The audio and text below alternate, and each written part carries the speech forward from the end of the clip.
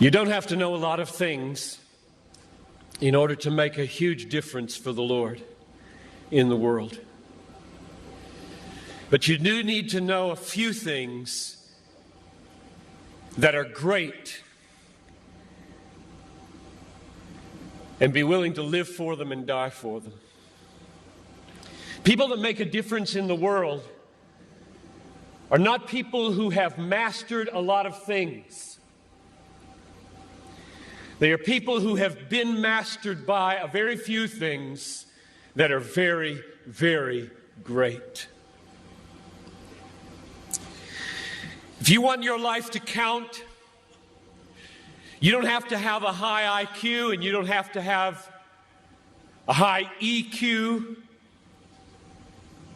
You don't have to be smart. You don't have to have good looks. You don't have to be from a good family or from a good school. You just have to know a few basic, simple, glorious, majestic, obvious, unchanging, eternal things and be gripped by them and be willing to lay down your life for them, which is why anybody in this crowd can make a worldwide difference, because it isn't you. It's what you're gripped with. But one of the really sad things about this moment right now is that there are hundreds of you in this crowd who do not want your life to make a difference. All you want is to be liked.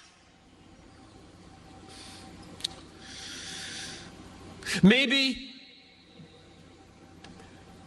finish school, get a good job,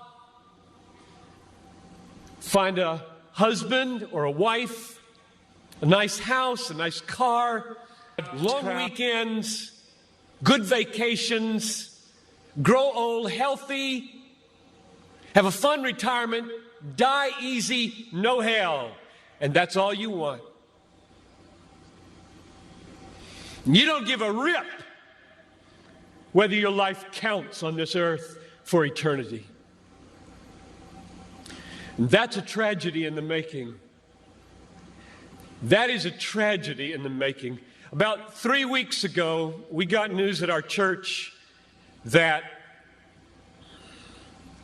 Ruby Eliason and Laura Edwards were killed in Cameroon. Ruby Eliason, over 80, single all her life,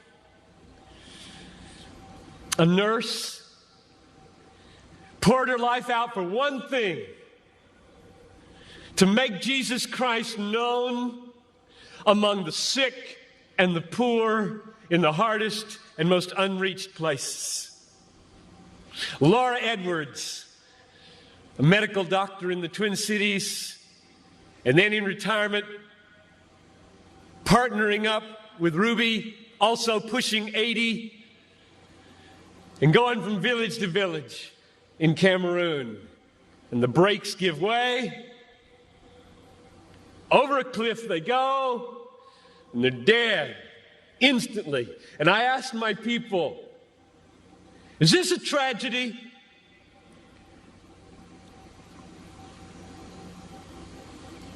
Two women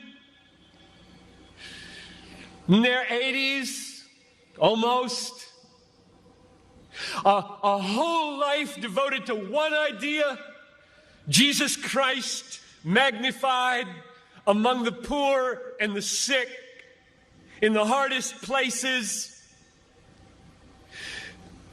And 20 years after most of their American counterparts had begun to throw their lives away on trivialities in Florida and New Mexico, fly into eternity with a death in a moment. Is this a tragedy, I asked? It is not a tragedy. I'll read you what a tragedy is. I've got a little article here from Reader's Digest. You don't read Reader's Digest, I know that. But there is a generation who does. This is a tragedy. Title of the article, Start Now, Retire Early. February 1998. Bob and Penny took early retirement from their jobs in the Northeast 5 years ago when he was 59 and she was 51. Now they live in Punta Gorda, Florida, where they cruise on their 30-foot trawler, play softball, and collect shells.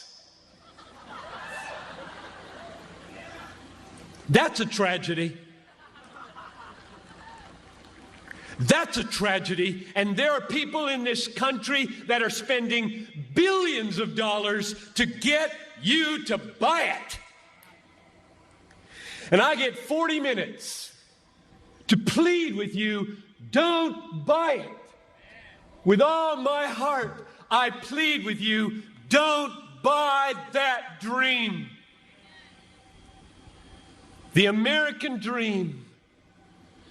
A nice house, a nice car, a nice job, a nice family, a nice retirement, collecting shells. As the last chapter, before you stand before the Creator of the universe to give an account with what you did, here it is, Lord, my shell collection.